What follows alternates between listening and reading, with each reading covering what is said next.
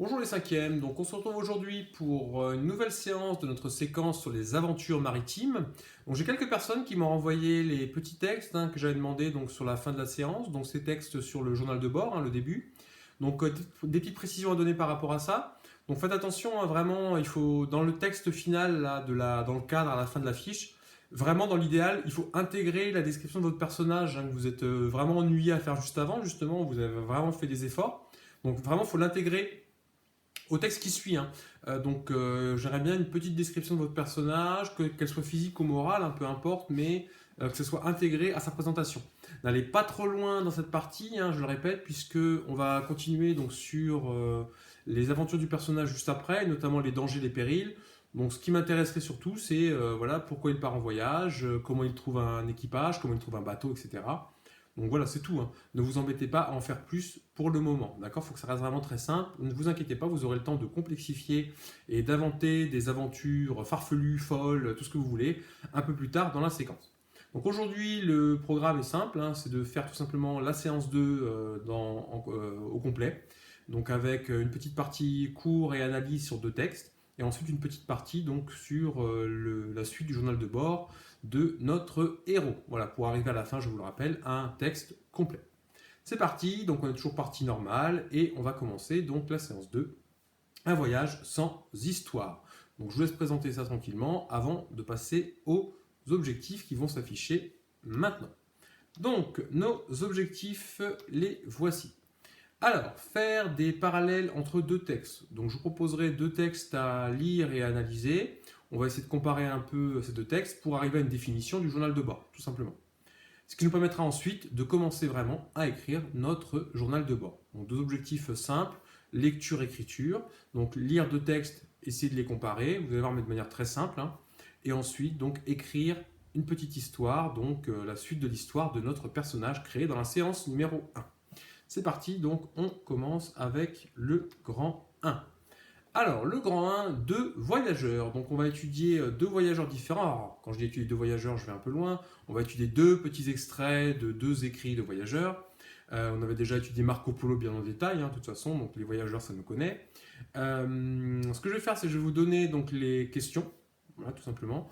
Je vais vous remontrer les textes juste après pour qu'on soit bien d'accord sur les textes. Et ensuite, donc, je laisserai un peu de temps et je mettrai la correction. Alors, question numéro 1. Donc, relève l'auteur et la date de publication de chaque texte. Donc, faites attention, je voudrais vraiment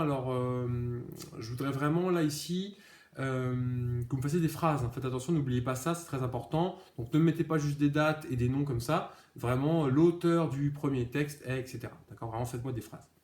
Je vous demande ensuite de m'expliquer ce qui motive chaque voyage. En gros, pour expliquer ça de manière plus simple, pourquoi ces gens font des voyages, quel est leur objectif, quel est leur but. Voilà, il y en a plusieurs d'ailleurs. Donc pourquoi en tout cas est-ce qu'ils partent en voyage à un moment de leur vie. En 2, je vous demande, selon vous, lequel de ces textes ressemble le plus à un journal de bord. Alors, voilà, vous avez le mot journal de bord, ça vous évoque des choses, voilà, et d'après vous, lequel va le plus correspondre à ça. Lequel peut-on vraiment qualifier de journal de bord. Voilà. 3. À quoi sert un journal de bord? Donc là, pareil, selon vous, je ne vous ai pas encore donné de définition précise.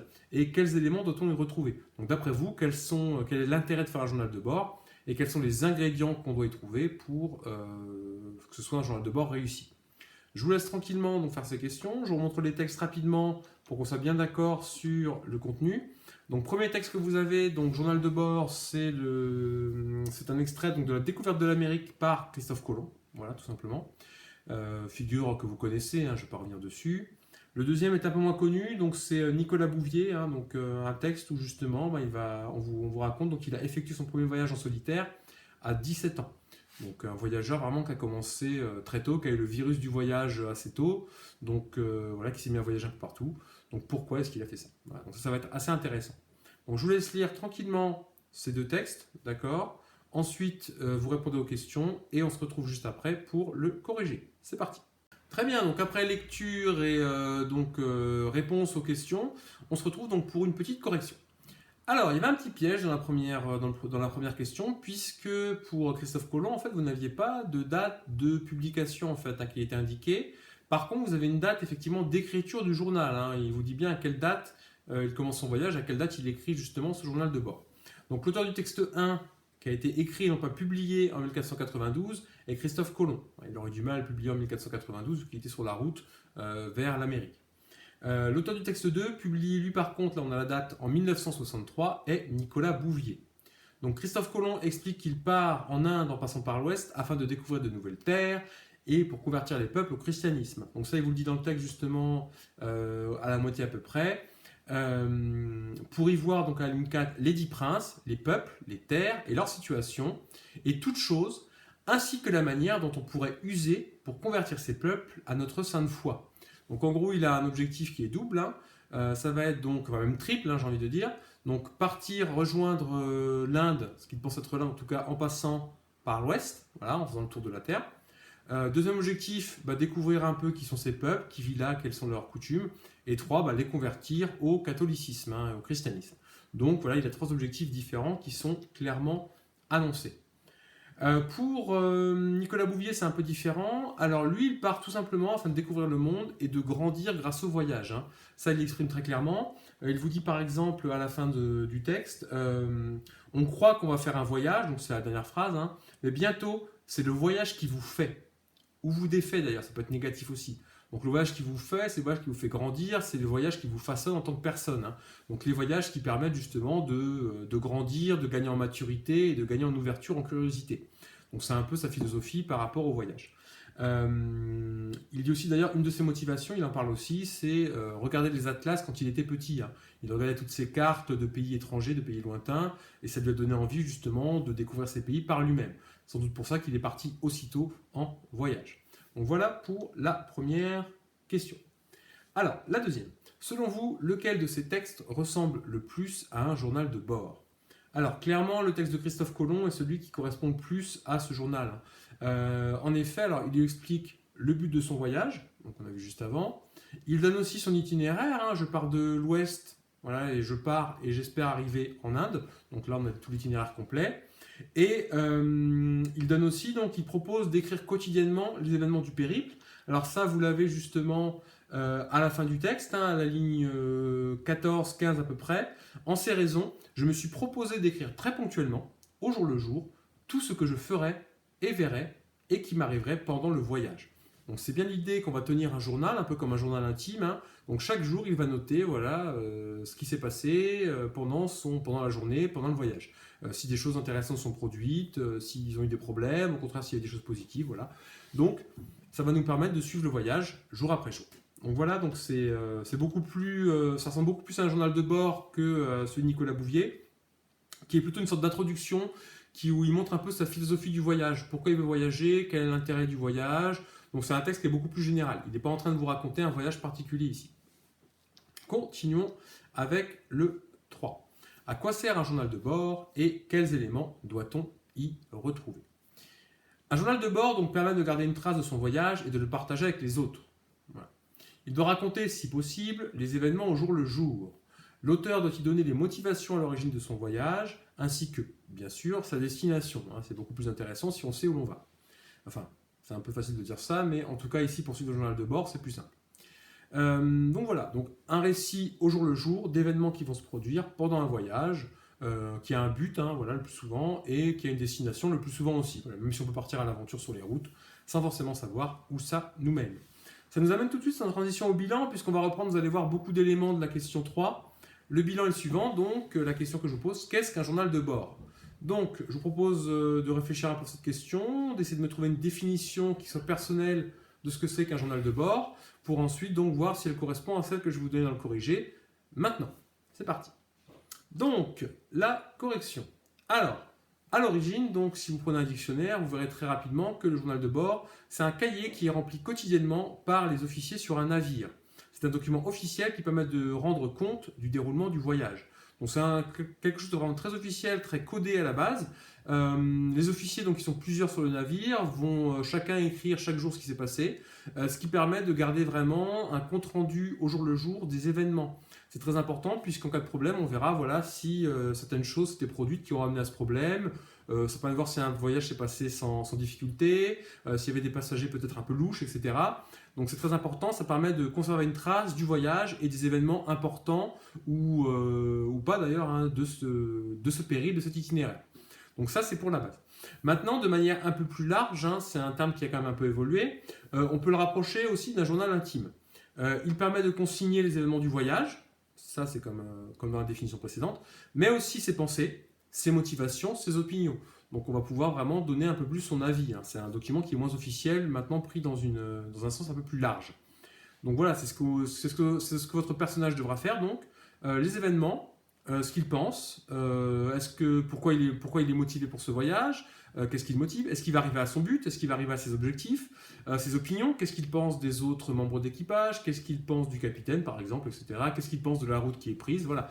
Donc c'est pas un document que je vous demande officiel, vraiment rasoir sur la vie, on va dire, administrative du bateau.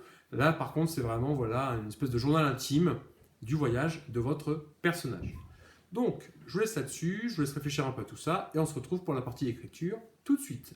Bien, après cette partie lecture où nous avons réussi à définir ce qu'était un journal de bord, nous allons pouvoir donc passer à la partie écriture où nous allons donc commencer à écrire les premières pages et les premiers jours du voyage de notre personnage. Donc, je répète, il faut vraiment reprendre le personnage que vous avez créé à la première étape, sinon il n'y a aucun intérêt. Et donc prendre la fiche, vous munir de la fiche d'écriture que donc j'ai fournie aussi sur Pronote ou sur le Padlet.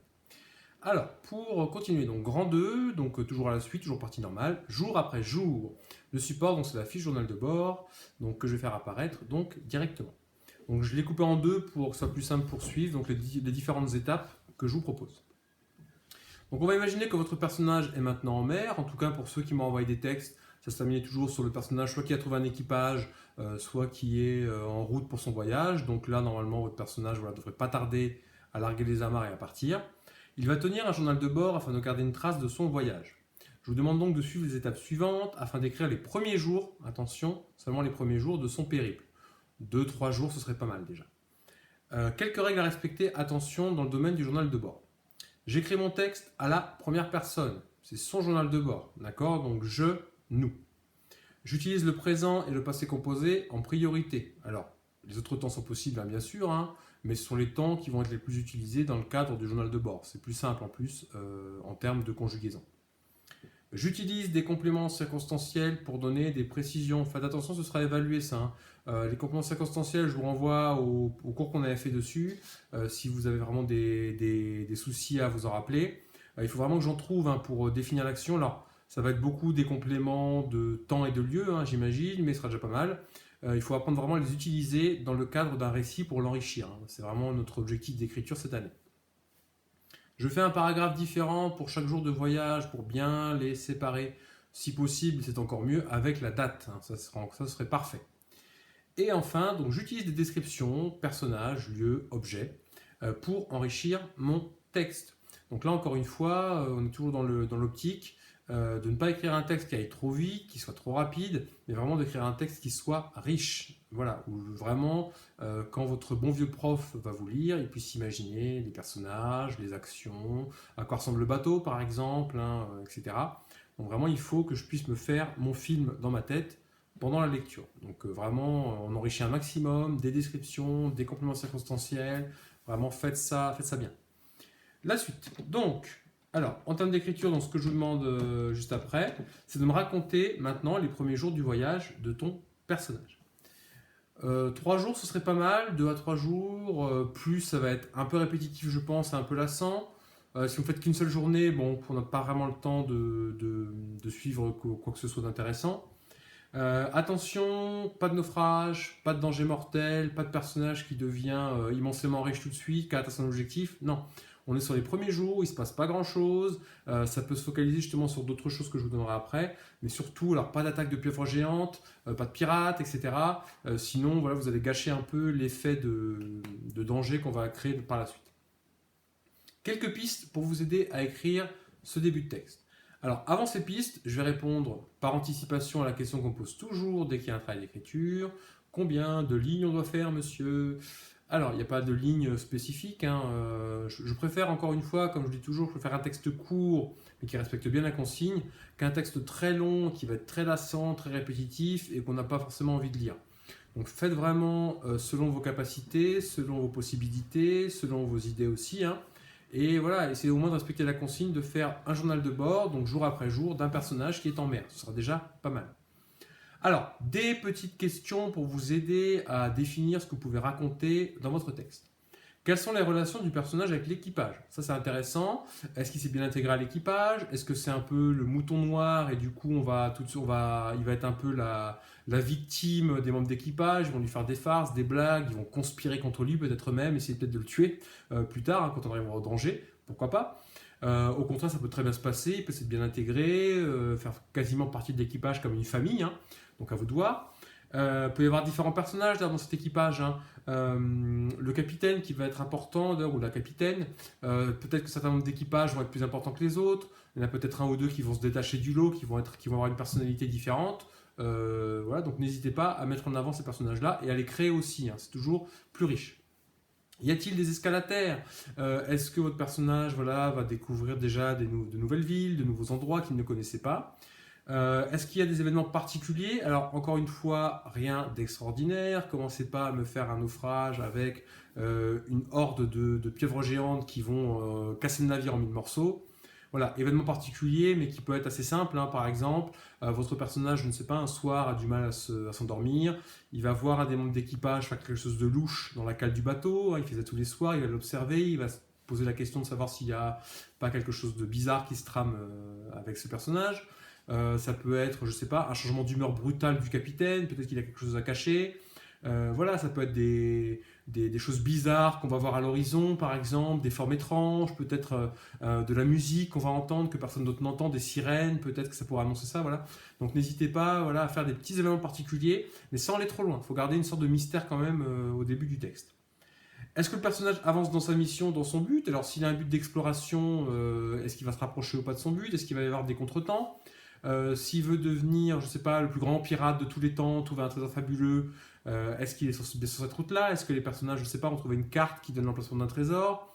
Est-ce que votre personnage veut faire autre chose? Bon, peu importe, mais est-ce qu'en tout cas, il avance dans son but et il faut qu'il en parle? Voilà. Je vous laisse rédiger ça, donc encore une fois, je répète, ça sert à rien de me faire des tartines de pages si c'est pour ne pas respecter la consigne. Essayez juste de la respecter pour commencer. Ensuite, pourquoi pas l'enrichir encore plus avec de la description, etc. Mais voilà, essayez de me faire déjà cette consigne simple les premiers jours du voyage de votre personnage.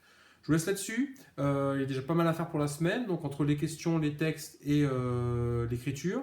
Si jamais vous voulez m'envoyer votre texte, n'hésitez surtout pas. J'étais très heureux des textes que j'ai pu lire, hein, vraiment de les recevoir et pouvoir les lire. C'était vraiment très intéressant. Donc n'hésitez pas, ça me fait très plaisir et je prends beaucoup de plaisir à les lire. Si jamais vous avez des questions sur la consigne, vous n'hésitez pas, Pronote ou mon adresse mail, je réponds dès que je peux. Alors en ce moment, c'est surtout, j'essaie de faire vraiment un gros ménage dans les mails à peu près tous les 2-3 jours.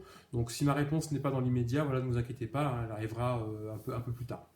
La prochaine fois, donc, on se retrouvera donc, pour la suite, avec cette fois, on va arriver, hein, au danger, au péril, et cette fois, voilà, vous allez pouvoir vous lâcher sur les pirates, les pieuvres géantes, les baleines tueuses, etc. Donc voilà, commencez déjà à réfléchir à tout ça et aux choses horribles qui vont arriver à votre personnage et à son navire. Je vous laisse là-dessus, voilà, je suis encore une fois à votre disposition si besoin. Je vous souhaite un bon dimanche pour ceux qui verront la vidéo aujourd'hui. Et je vous souhaite sinon une bonne semaine pour tous les autres qui verront la vidéo à un autre moment. Voilà, au revoir et à bientôt.